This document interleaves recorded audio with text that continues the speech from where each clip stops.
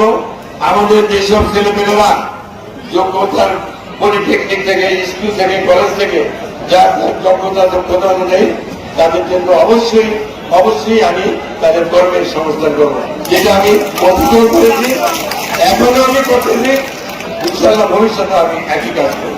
আপনাদের এখানে আগমন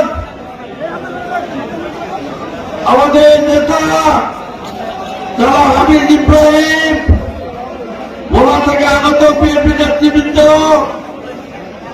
আর এই মহাসমুদ্র, আমি কি বলবো এটাকে, এটা কি জনসমুদ্র না কি? এত মানুষ যে এখানে থাকতে পারে আমি কল্পনা করি নাই।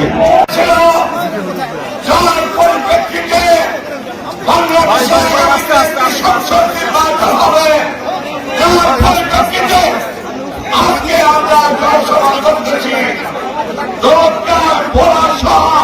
সারা বাংলাদেশের যে সমস্ত বুকের দাদা রক্ত দিয়েছিল সেই শহীদ ভাইদের আত্মার মাগফিরাত করে থেকে একটা মানুষের জন্য শুধু দোয়া আর শুভকামনা নিয়ে এসছি, আমাদের জনাব হাফিজ ইব্রাহিম আঙ্কেল। আমি তাকে সাধারণ নেতা মনে করি না।